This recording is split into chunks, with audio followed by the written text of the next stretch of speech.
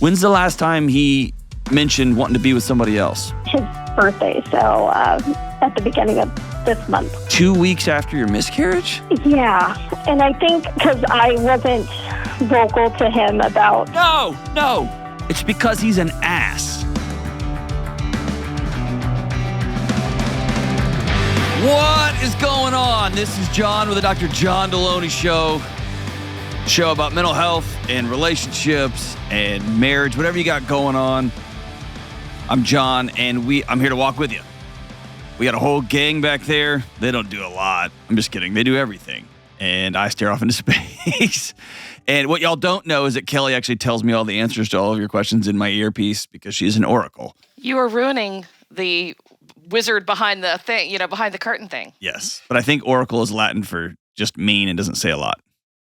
I think that's what oracle means. So, hey, if you want to be on the show, give me a buzz at 1-844-693-3291 or go to johndelony.com/ask.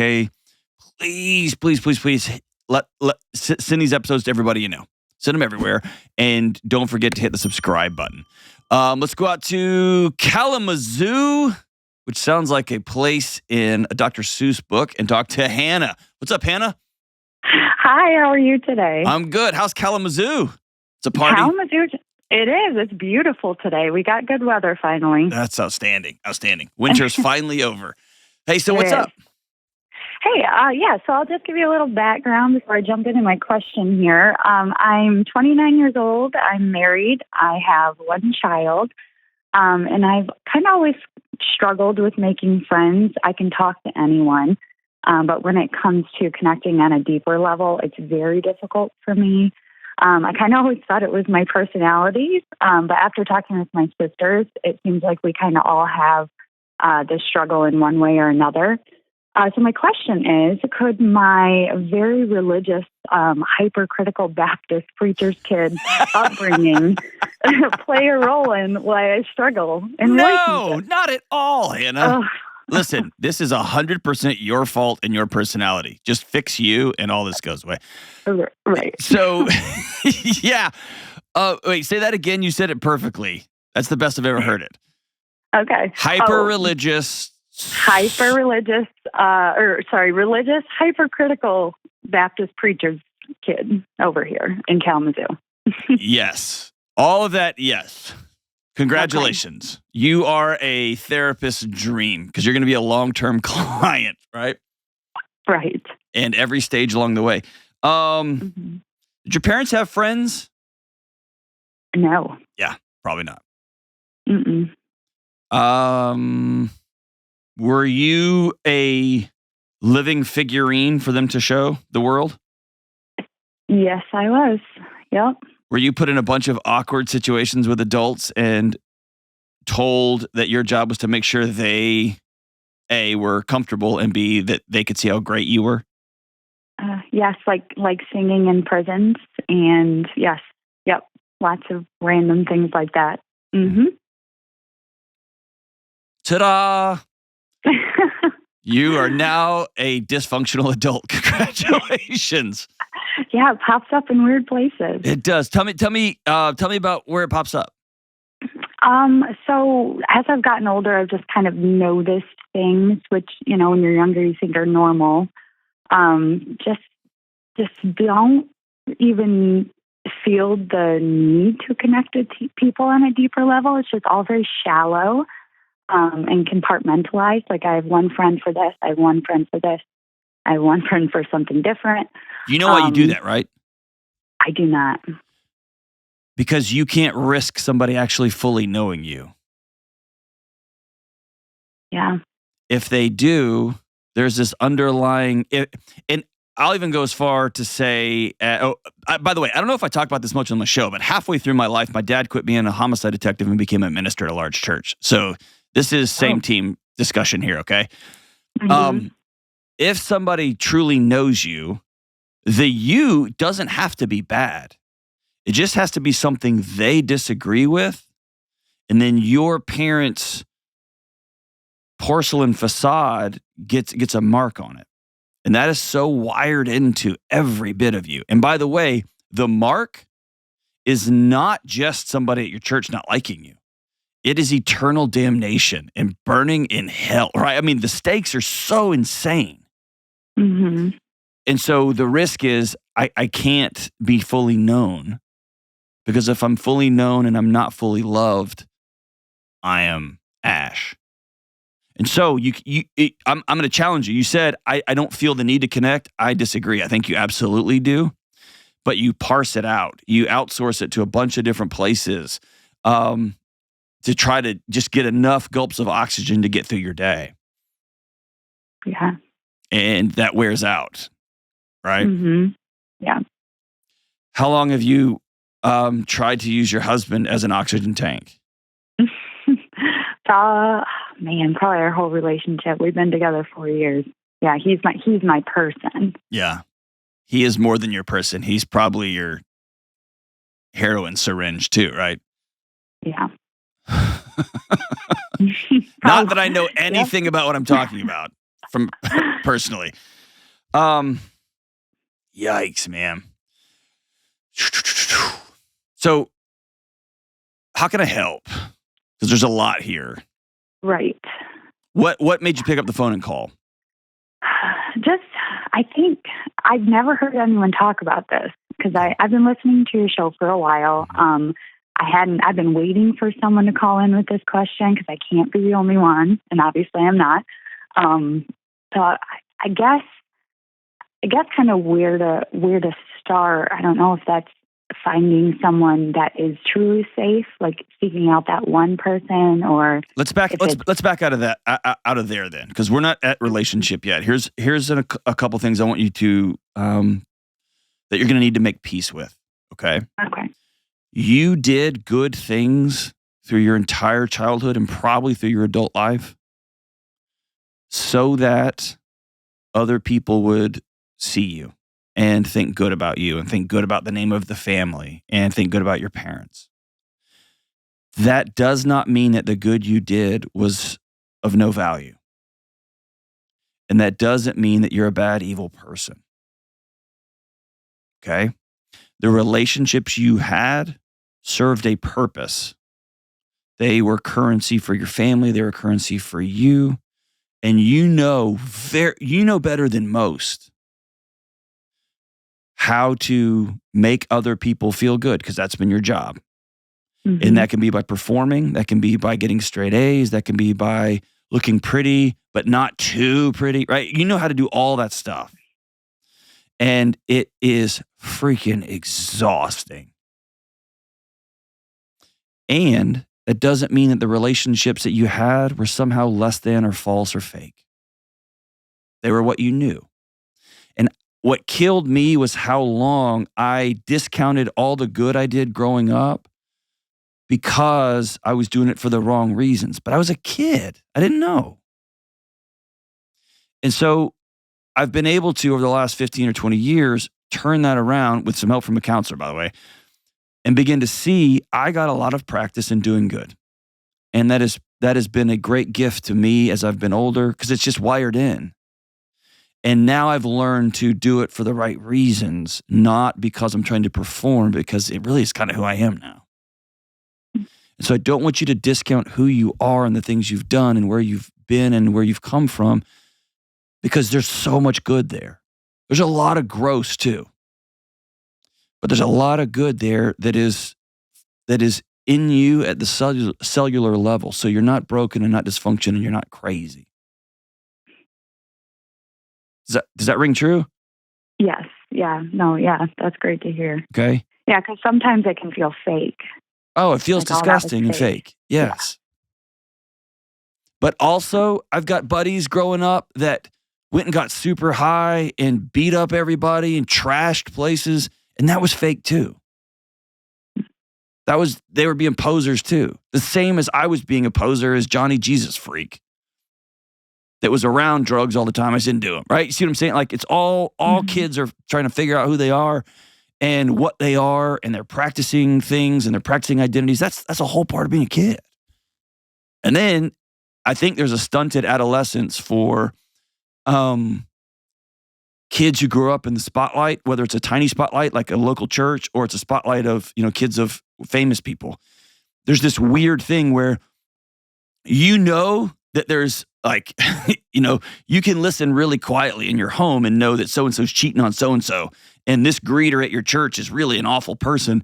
So you have to grow up really fast, but your ability to experience freedom and responsibility for your own decisions is so restricted for so long. So you see a lot, but you don't get to experience a lot. And that makes for a weird 25-year-old, right? Mm-hmm. And there's this weird balance where I want to be sexual with my husband and I want to be reckless, but it also feels weird because there's all this background nonsense. And then also I kind of want to do this, but all of it's just this weird moving. Ugh. And so the antidote for all of that is you to really begin mining, M-I-N-I-N-G, like going on an adventure to find out who Hannah is and what she loves, what she doesn't believe anymore, what she wants for her and her family. And that is best expressed in relationships. And that's hard. Mm-hmm. I just threw a lot at you. Speak back to me. Yeah. Yeah, that's a lot. Yeah, it just feels very overwhelming. I do think I've done quite a bit of work here in my late 20s to see exactly who I am. I've kind of left the church and kind of rebalanced everything to see, okay, what's mine and what was my parents. Oh, good for you. Yeah, and that's kind of where I'm at right now. I'm still not in a church or anything, but I do think I'm trying to rebalance exactly who I am. But the friend thing is not falling into place for me. Okay, tell me if this rings a bell. Often ministers' kids grow up with this idea that every decision is the Super Bowl. And if I get this one date wrong, or if I have this sip of this drink, or I'm with a group of people and Janet pulls out a cigarette, right? Everything is do or die. Mm-hmm. And kids cannot carry that weight.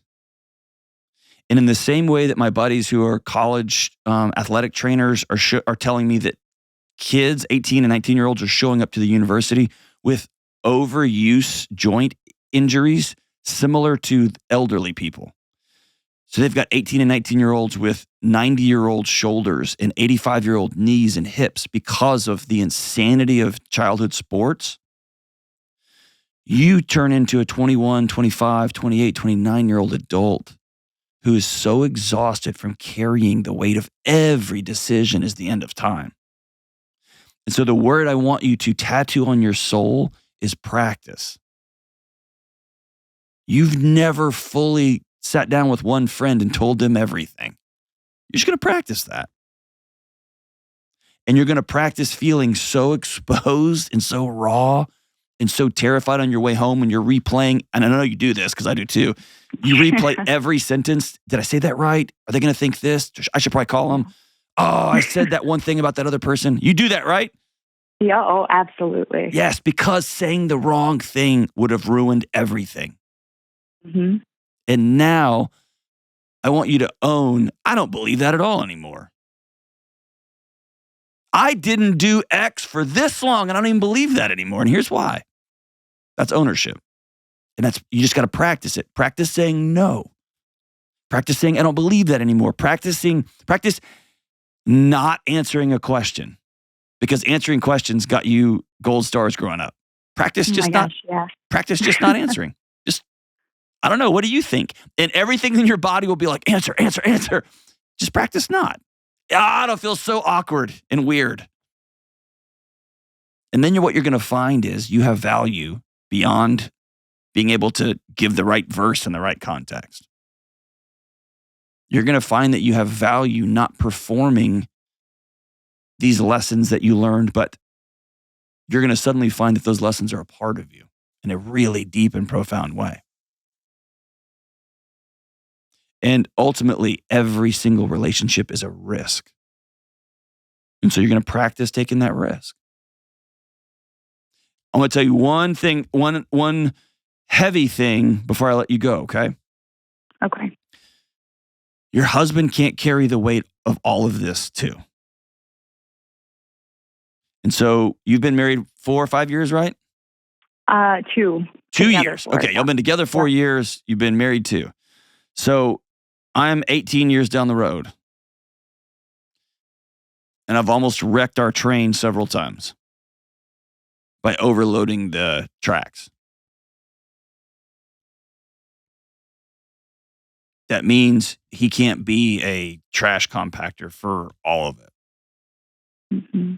That means you're going to have to find, whether it's a counselor, whether it's some friends at a local church, and slowly peek your head back in, whether that's a group of women that you invite over and just say, I've never had friends before, so I'm going for it. Everyone's going to be weird. And there'll be 2 out of the 6 that stick around. You have to just practice that. Okay. I can do that. Do you promise you won't now hit the pendulum all the other way and just hold a bunch of secrets from him and then not tell anybody and then implode the whole thing? All right. I didn't even think about that. Yep. Because that's what I do. That's what I do. I just toggle from everything blah, or nothing. And neither of those things are helpful. They're not healthy. Mm-hmm. And I don't know if this helps or if this makes you feel bad. Over the last 30 years, I've had entire chunks of my life where I needed to walk away for a minute from corporate church stuff and in a way recalibrate. And sometimes that was with 2 or 3 people that I really, really trusted. Sometimes that was with me in one person that had some wisdom. Sometimes that was me spending some time reading and reflecting and writing. But when you grow up in that spotlight, sometimes the heat lamp gets really hot. So I want you to know that you're not broken. There's nothing wrong with you. In fact, taking some space, I think, can be incredibly healthy. And everybody's going to have an opinion about why you're doing and what you're doing. Mm-hmm. Keep yourself grounded with people that you trust. Okay? Okay. Cool? Sounds good. Sounds like a good plan. Will you practice this and then holler back girl at me? You're supposed to say I ain't no holler back girl. But I'd love to find out what happens when you reach out to a few women and just tell them everything.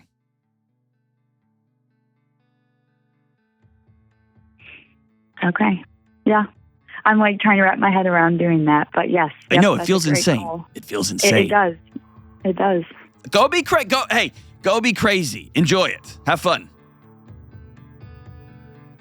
And trust me, you're going to get burned. Trust me, it's going to go awkward and weird. And then trust me, you're going to find 1 or 2 people that say the magic words, I thought I was the only one. And that will be the soil of a new relationship, new friendship. Person that will walk with you, will hold your arms up in the desert. And that person will be a living embodiment of a different way to do relationships and grace and risk. And man, it's incredible. It's incredible when you find it. Thank you so much for the call. We'll be right back. This show is sponsored by BetterHelp. Folks, take a minute to think about how much time you spend on yourself. It's easy to get caught up in what people need from you and want from you and never think about what you need. And then you end up too stretched out, burned out, all of the madness of our current world resting on your shoulders. Look, sometimes I put my head down to work and then realize I haven't had a meaningful conversation with my wife and kids all day. I get focused on what I'm doing and I'm running and running and running, and I don't know how to come back. And therapy is a great way to learn new skills that make you the best version of yourself. They help you set boundaries and still have energy left to help others without leaving yourself behind. So if you're thinking of starting therapy, give BetterHelp a try. It's totally online to fit into your schedule. You just fill out a brief questionnaire to get matched with a licensed therapist, and you can switch therapists at any time for no additional charge. So find more balance, find wellness with BetterHelp. Visit BetterHelp.com/Delony today to get 10% off your first month. That's BetterHelp, HELP.com/Delony. All right, we're back. Let's go to the City of Angels and talk to Selena. Hola, Selena. How we doing? Hi, I'm doing good. How are you? So good. Things going okay? Yeah, I mean, so it's a roller coaster, but Well, yeah, that's all. Yes, I agree. So what's up? How can I help? okay. So unfortunately, on April 24th, I went to the ER just to find out I had an ectopic pregnancy. Oh gosh, I'm sorry.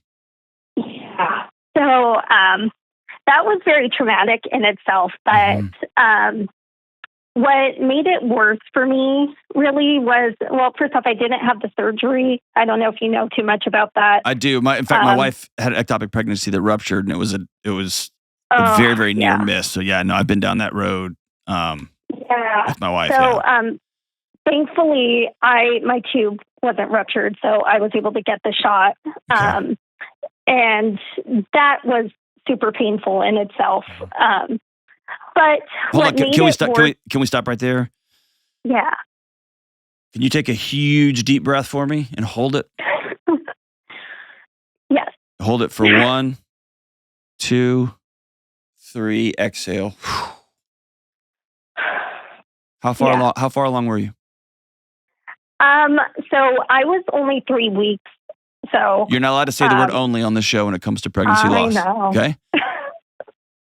Can I ask you a deeply personal question? Yeah. What name did you have in your mind?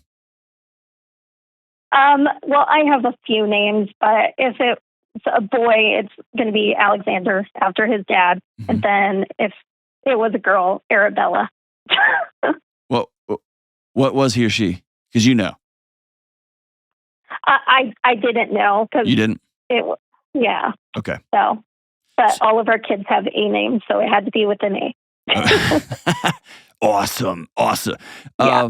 So for whatever it's worth, and I've had the honor and the heartbreak of sitting with countless women who've sat with in just dealing with pregnancy loss. I picked one, and I've got the names of all of the miscarriages my wife and I have been through. She carries the lion's share of it. I've got them tattooed on my body. Having some sort of marker or moment for the loss is really important, okay? Okay. And I don't think that's what the call's about, but I just want to put that out there for you. When people start using words like "only" and "this," and I want you just to take a second and put a marker on the ground, okay? Yeah. And I think that's why I'm calling. It's because I feel like everyone in my life has been kind of dismissive about this. So my mom, she's not very loving. So she was very okay, well, it happened. Let's get over it. And then my husband, he just constantly is working. So he was like, yes, it sucks, but let's move on with our lives.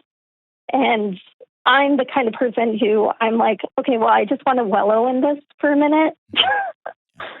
Yeah. So you get to wallow. And your mom was not loving before this, right? Correct. Yeah. Yeah. She was a pageant mom. Oh, man. So you're a pageant gal, huh? Yeah. So it was pageants, then it turned into Girl Scouts. And then when I went through my goth phase, it was just belittlement. I love a good goth phase, man. Yeah. Oh, man, what a mess. Okay, so what's your question? How can I help? So my question really is, how do I know it's easy to just talk to people and let them know, but how do I, mainly for my husband, explain to him that this wasn't just a medical mishap that happened with me. This is something that I'm mourning, like a loss of a child. How is he responding? Is he pretending this didn't happen? Is he being an idiot? Is he saying dumb? Tell me what's going on with him. Well, first off, he's a tanker driver who works night shifts, so he needs to sleep during the day, and that's very important because it's dangerous. But his way of coping with things is, I'm just going to work and provide for my family. And yes, it sucks, but it happens. Let's move on. Those were his exact words. Yeah.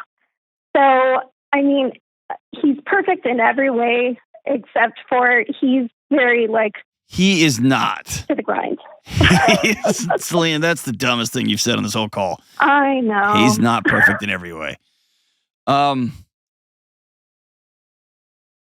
So I'm heartbroken for a couple of reasons. One, because I said something very similar. He's a tanker driver. I was a nerd. So I didn't say not a big deal, but I did try to explain it away as though it wasn't a big deal. And there's no excuse other than to say, I didn't know. I didn't understand. I didn't know the depths. And very similar, like your husband, I knew one thing. When there was chaos and I knew my wife was hurting, but I didn't understand why. I didn't understand how. I did know I could help out around the house by making more money, so I just went to work. And in a really backward, strange way, it sounds like he's trying to tell you he loves you. Yeah. But when I know that, I know he does. And I'm that type of person where I will just be so upset and let it fester into the point where it explodes. Yeah. And he can read that from a mile away. He knows the minute I'm upset and he tries to talk it out. And yeah, I know. It's just, I need to work on that. Well, it's less that, and it's more.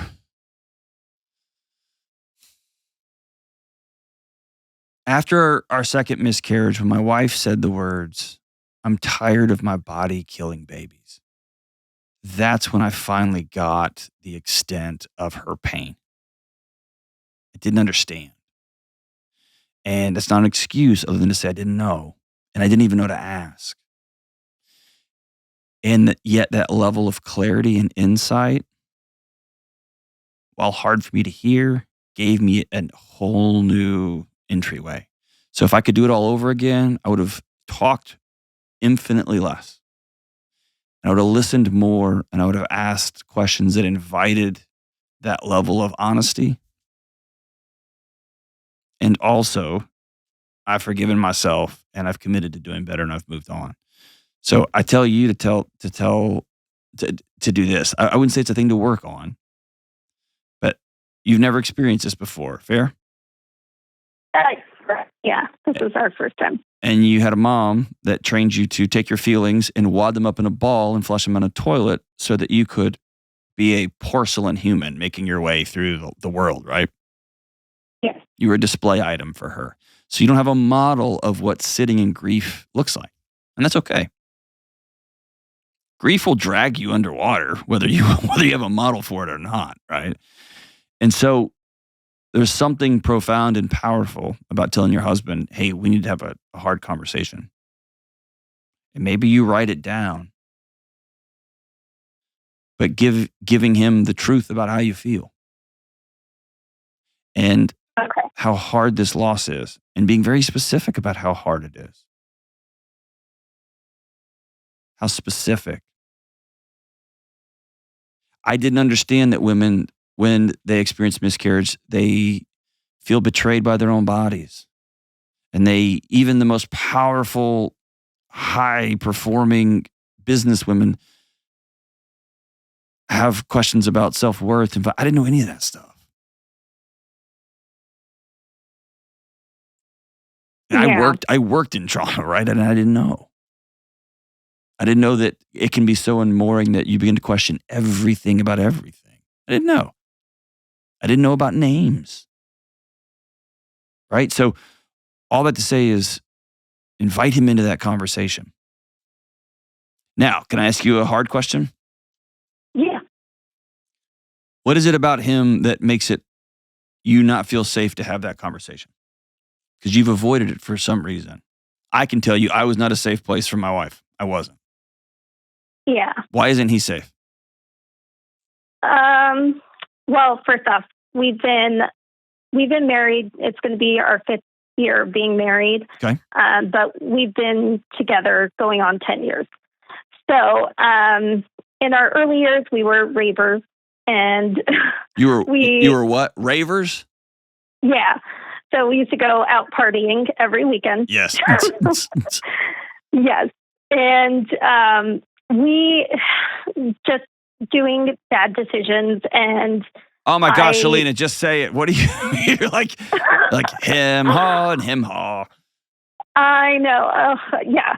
So there's just been situations where I feel like I'm walking on eggshells with him because I feel like the rug's going to get pulled out for me at any minute. So there's been times where either he's being a little too flirtatious with girls, not so much anymore, but either that or when we were younger, I did let him have a threesome twice. So you let him have one, or you participated with him? You said that funny. Yeah, I mean, he wanted it, and I was 22, and I said, sure. Okay, so what does that have to do with right now? Happy. I always feel this insecurity that I can't just be open because I feel like the rug's going to get pulled out for me. What does that mean? What does the rug get pulled out mean? He's going to either leave or something's going to happen where we end up divorced, basically. Why do you think that's happening? I don't know. I think it's just our younger years when we were younger, and just the way that when alcohol gets in the way of feelings, and then there was yelling matches, and then the whole him asking to be with other women, it's just made me very jaded. Of course, that would make anybody jaded. Yeah. But you picked up the phone and called me recently. Why?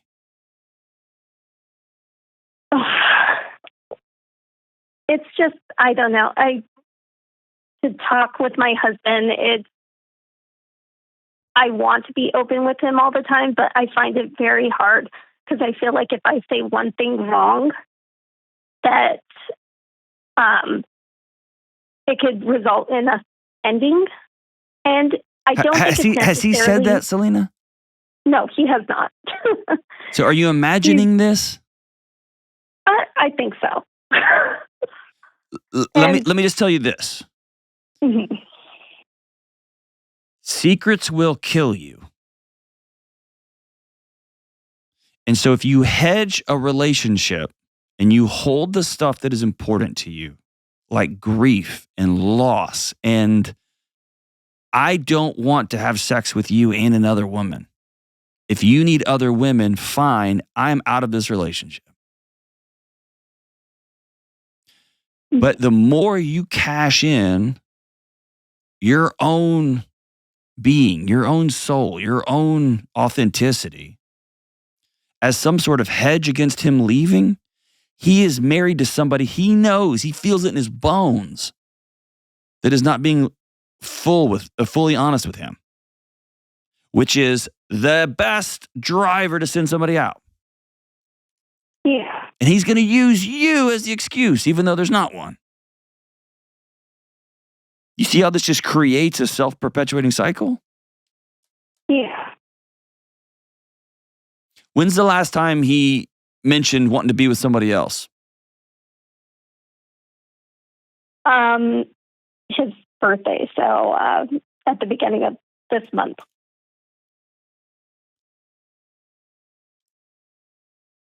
Two weeks after your miscarriage? Yeah. Oh, Selena, lead with that. Good God. Yeah. And I think because I wasn't vocal to him about... No. It's because he's an ass. I'm trying not to swear with all my guts. Yeah, that level of insensitivity is disgusting. It's embarrassing.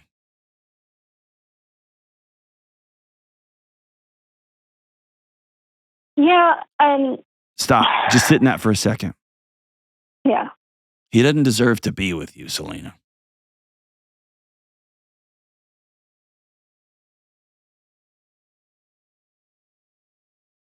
People do goofy things when they're 22. People do unhealthy things when they're 22. People do whatever. You're going to have to open hand some of those choices y'all made when y'all were going to raves and stuff. You have to let that stuff just be a part of your past. We all have them. Mm-hmm. But you're also going to have to sit in the fact that after a really traumatic experience that you didn't even have the words to discuss, his response was, it's birthday time. Yeah. Yeah, exactly. Your pain and your hurt are justified, okay? I'm disgusted with you.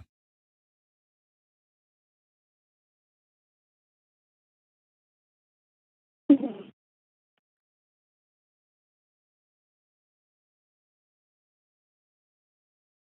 Do you need to take a break from him? From him? No, because he'll say things like that, and I know he's not thinking of what I'm feeling in the moment. That's the problem. Yeah. He's your husband. The vast majority of his thoughts in his day should be focused on what his wife is thinking and feeling, with the hope that the vast majority of your thoughts are about how you can help meet his needs, what he's thinking, what he's experiencing. Yeah. And that is me as a human. I'm very much the caregiver of everyone. So Okay, here's what I want always thinking of that. Here's what I want you to do, okay? You've been protecting him for so long. You and I can't unwind this in a phone call. Mm-hmm. What I can tell you is you need to talk to somebody very, very quickly, okay?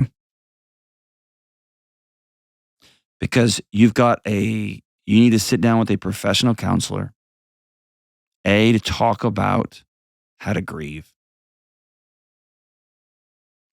Because you're going to have to grieve the distance between you and your mom that should not have been there but was. You're going to have to grieve the fact that your mom used you as a figurine for her own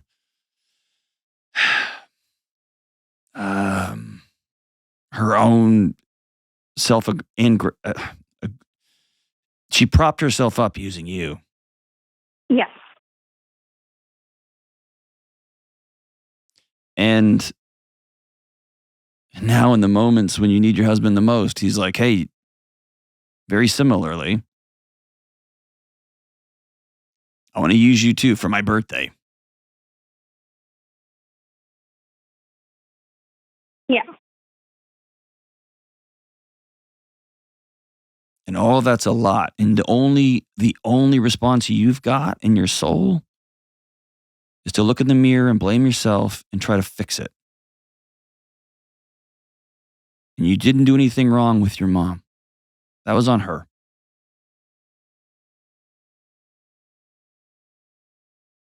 And I'll tell you this, even the most sexually adventurous people I know would never in a million years,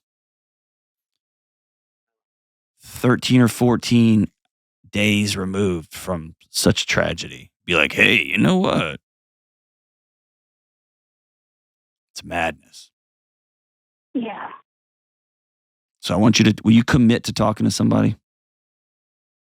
I will. Yeah, I'll look into finding a counselor. Yeah, that's different than actually making the call. You promise you'll make a call? Yeah. I'll make a call today. Do you promise you'll go to the appointment? Yes, I promise. You just promised in front of all of America. Actually, we only have like 18 listeners, but you just promised in front of all of them. Are you in? Yeah, I'll do it. I'm in. Yeah. You are worth so much more than being the relational janitor for everybody in your life, cleaning up everybody else's messes. Okay? I agree. Yeah. Whew. I'm sorry, sweetheart. Yeah, I know it's a lot, but No buts. It's just a lot. No buts, It is. just and. It's a lot, and it hurts right now, and I'm sorry. But thankfully, just listening to you has helped me out. I'm a big Harry Potter person, and you're like the Dumbledore to my Harry Potter. Is that an old joke? Is that an old joke? No. I am mean, pretty old, I understand.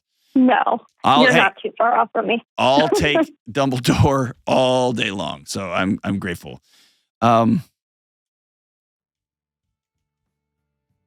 You are worth so much more. You're worth being well. Please call somebody today. This is going to take some time to unravel this because it's wired into you. And let's say this. I don't know him. I haven't talked to him. I'd be happy to talk to your husband if he wants to call in. And maybe he's just hurting too, and he doesn't know how to do it. And he just said stupid things and put stupid things on the table to try to make himself feel better. So I don't want to beat him up. Too bad. As frustrating as that is. Maybe he's hurting too. All I have to say is you can't do anything about his nonsense other than to say no and go be the champion of your healing. Let me know how it goes. I'll walk with you every step of the way, Selena. We'll be right back. Good folks, slowing down is a critical aspect of mental health. Calming music, prayers, meditation, they're all great ways to find peace. And Hallow makes it easy to start a daily practice of meditation. Hallow is the #1 prayer app in the world, and you can tailor content towards your faith tradition. From scripture readings and prayers to journaling, Hallow makes it easy to practice prayer, meditate, and build a deeper, more meaningful spiritual life and rediscover true peace. Go to hallow.com/Delony today to get 3 months of Hallow for free. Hallow.com/Delony. All right, we're back. Let's go out to the 512 in Austin and talk to Lindsay. Hey, Lindsay, what's up? Hey, Dr. John, how are you? Partying. What are you up to? Not much. I listen to your show like every single day, and I always hear you say to choose guilt over resentment every time. Mm-hmm. And my question is, what if I choose guilt over resentment and then my spouse resents me later for it? You can't control that. Mm-hmm. And I hate that for you.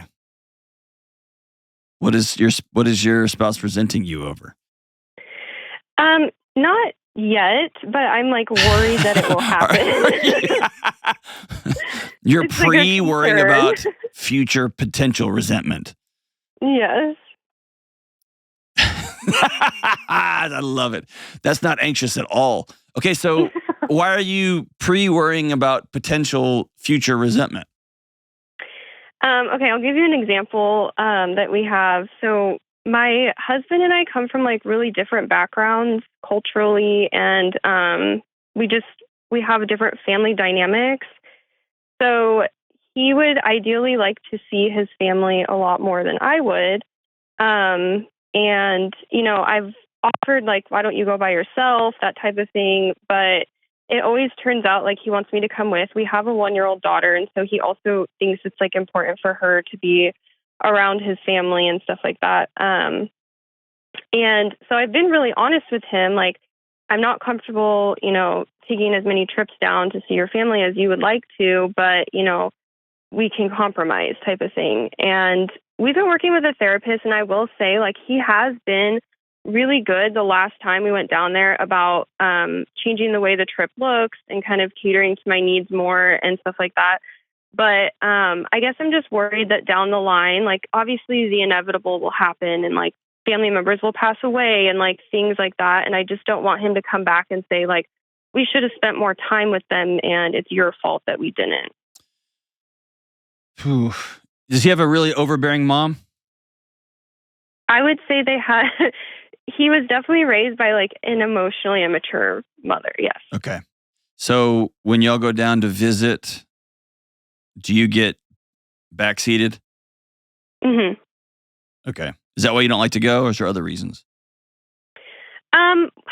Unfortunately, I didn't have a lot of time to build a relationship with them before like marriage and a baby. So I do feel like his family is like really tight knit, and I'm kind of like the outsider that's just like the black sheep, if you will. Is that a real thing, or are you imagining that too? I would say it's pretty real. Like, there's conversations that are being had, and I'm kind of just like in the background. Nobody really like talks to me or kind of asks me like things about myself or makes me feel included in the family. It's really hard to get a word in because they're all like really close. And so it just, I'm really uncomfortable there. And I'm just trying to get to the level of discomfort. Are you uncomfortable because people aren't making overt efforts to include you? Or are you uncomfortable because they're talking about awful things, or they're disgusting and rude, or they're grabby? See what I'm saying? Because here's the thing. If you are unsafe, absolutely don't go. Never go. Mm-hmm. I don't just think I'm awkward? unsafe. Okay. I think it's more like I've tried to even say like, can your family come up here? Because obviously it's really hard to travel with. We have like an almost 1-year-old, so it's not convenient to do like a 3-hour road trip with a baby. Sure.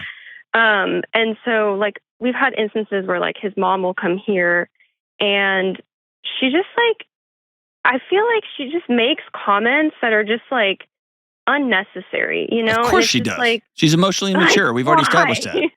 So it's like being around a rattlesnake, and you're like, I just feel like the rattlesnake just makes noise. It's like, yeah, Right. that's what they do. That's what they do. So I'm like, I don't really want to spend time with these people, Understood. And you married him. Yeah. So you married them. Now, Mm-hmm. you get to decide whether they hurt your feelings or not, Mm-hmm. which sounds nutty. Meaning, his mom is going to be part of his life unless she's abusive, or she is criminal, or she is insane, right? Like, whatever. She's going to be part of his life. You married into that.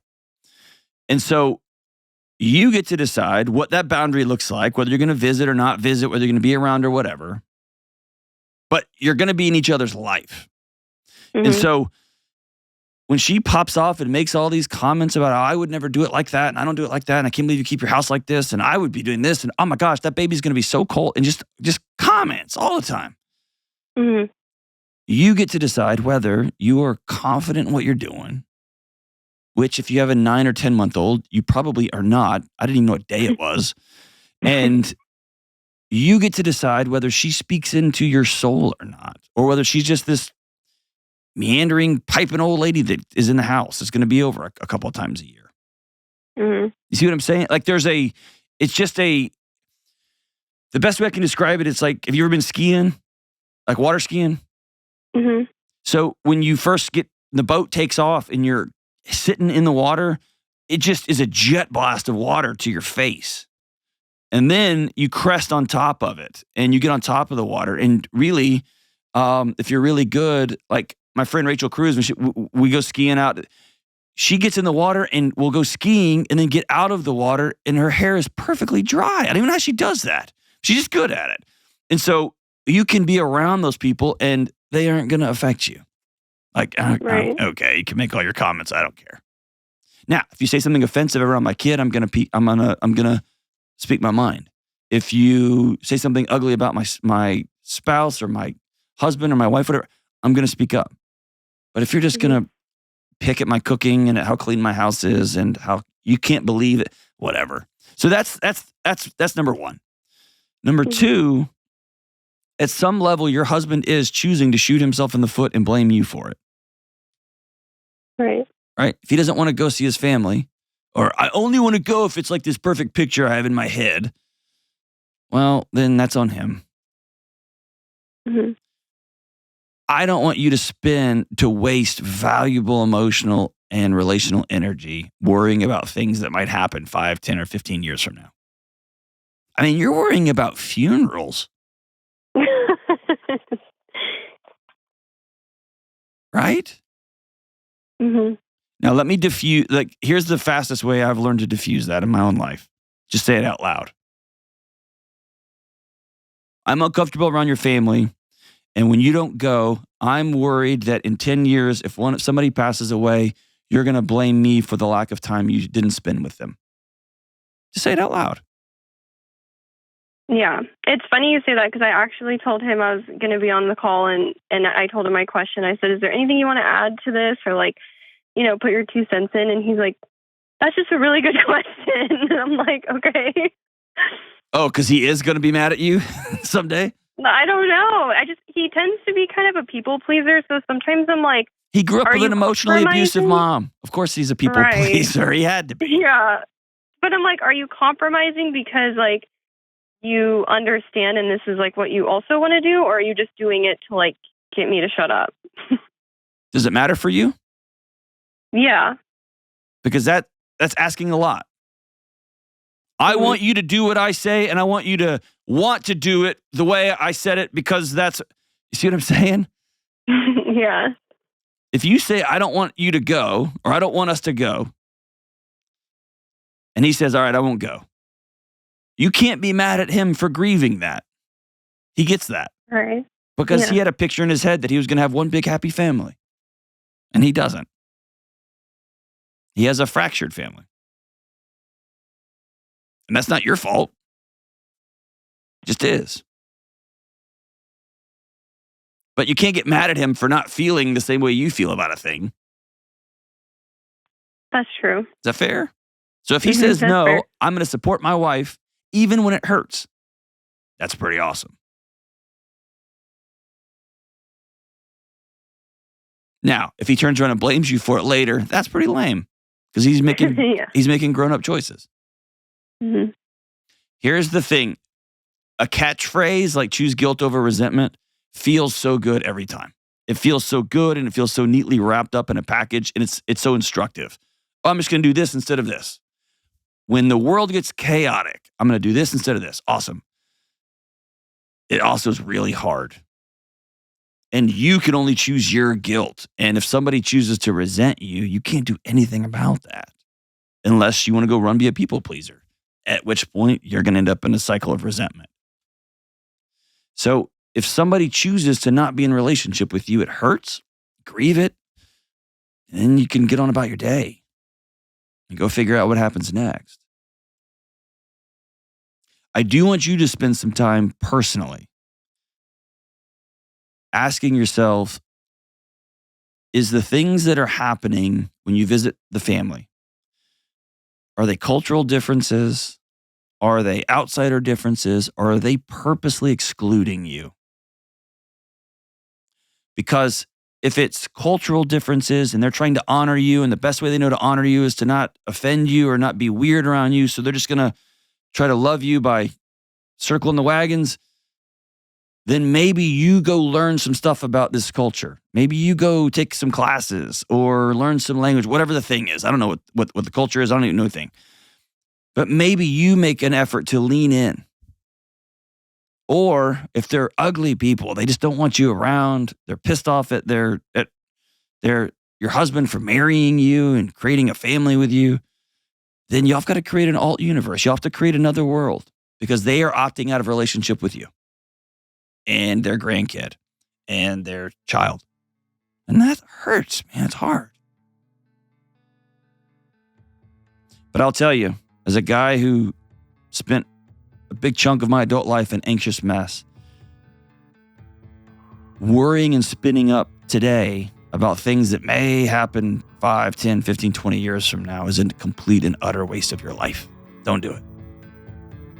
I lost years of beautiful moments in the present, freaking out about things that may never happen. And if they do, okay, I'll deal with them when they happen. But live your life now. Continue to be honest with your husband. And remember, your mother-in-law doesn't get a vote. She doesn't get a vote. And you get to decide what happens next. Oh, marriage is hard. We'll be right back. Hey, what's up? Now that my new book, Own Your Past, Change Your Future, is out in the wild, we've been hearing reviews and feedback from readers, and wow, I'm so grateful.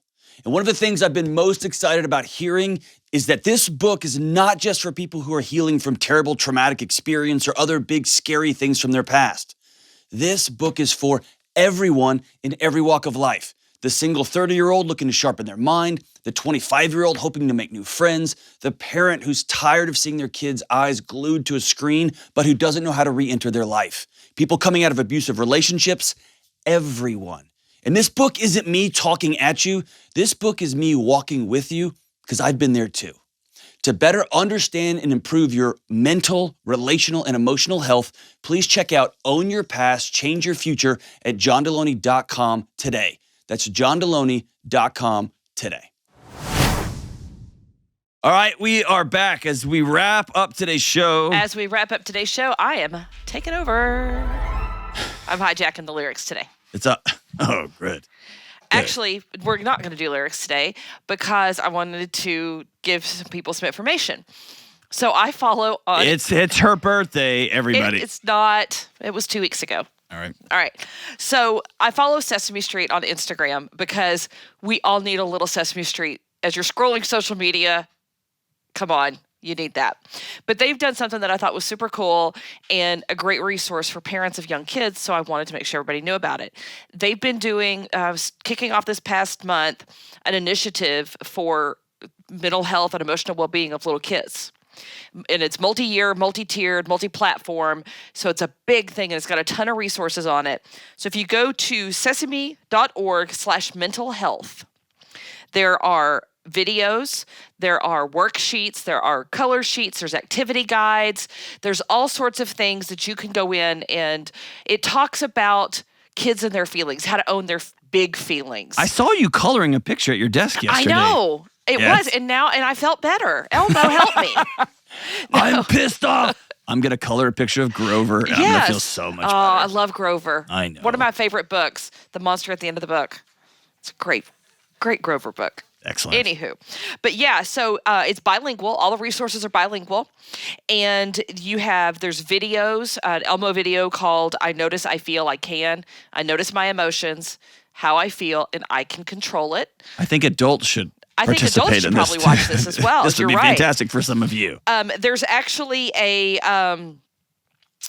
PSA campaign, and there's a new podcast episode with Dr. Lori Santos and the Happiness Lab, who's fantastic. Yeah, she's awesome. She's awesome. She's doing a whole podcast with Sesame Street, and the whole gist of it is to help kids with their big emotions because they just throw temper tantrums. They don't know what to do with all of their emotions, and there's a ton of resources on the site. I've put it in the show notes already, and I went through it and I looked at it. And man, it would have been great to have that stuff. And we're coming up with summer. Your kids are going to be home. And this isn't just for 3 and 4 year olds. This is for 30 and 40 year olds. Yeah.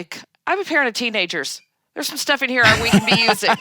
But it's just such a great resource to teaching them about their emotions now when they are 3, 4, 5, 6. And then later you have teenagers and adults that can actually regulate their emotions. Know how to turn the news off. Yeah, and learn what their emotions mean, that it's okay to be angry. Like, what got me was I was flipping in social, and it was Abby Condabby, and a little thing that said, I feel grumpy today. And I was like, preach, sister. I do too. Me too. I know. I tried to get on the Sesame Street as part of the thing, and they said, well, you've already got an Oscar the Grouch on your show, so we're going to pass. I don't think they were talking about Jenna. See, and this is where, because I know my emotions, I can just let that pass and not say all the words that I want to say. Hey, when this season is over, we're all going to get Sesame Street character tattoos. I'm buying. It's going to be awesome. It's going to be hard for you to find space. You're going to make me get an Oscar the Grouch, aren't you? 100%. Yes. I'll get Big Bird.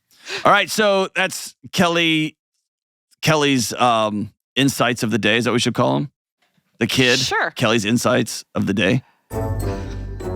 Ben, you can get some absurd music to go with it. Kelly's insights. But hey, take care of your kids this summer as we approach maybe a little of emotional and emotional well-being. Some teaching about feelings and emotions would be good for maybe all of our country. I think that would be fantastic. All right, that's it for the day. Y'all stay in school. Don't do drugs. Love y'all. Bye.